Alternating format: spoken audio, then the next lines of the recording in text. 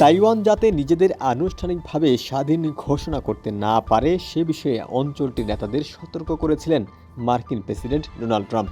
তবে তার চীন সফর শেষ হওয়ার কয়েক ঘন্টার মধ্যেই তাইপে বলেছে তারা একটি স্বাধীন রাষ্ট্র।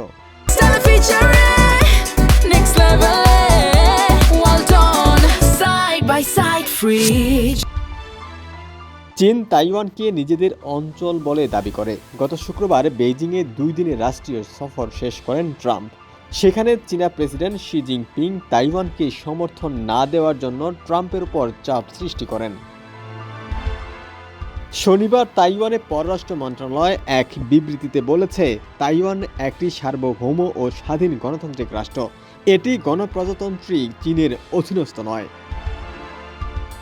চীন দ্বীপটিকে নিজেদের বলে দাবি করলেও সেখানে পৃথক শাসন ব্যবস্থা ও সরকার আছে। তাইওয়ান নিজেদের আঞ্চলিক নিরাপত্তার জন্য ওয়াশিংটনের উপর নির্ভরশীল।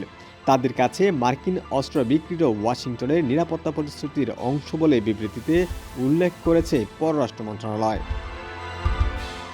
বেইজিং সফরে থাকার সময় শি জিনপিং মার্কিন প্রেসিডেন্টকে বলেছিলেন, ওয়াশিংটন যদি তাইওয়ান নিয়ে কোনো ভুল পদক্ষেপ নেয় তাহলে যুক্তরাষ্ট্রের সঙ্গে চীনের সংঘাত বাঁধবে। এরপরই ডোনাল্ড ট্রাম্প তাইওয়ানকে স্বাধীনতার দাবি না করতে সতর্ক করেন।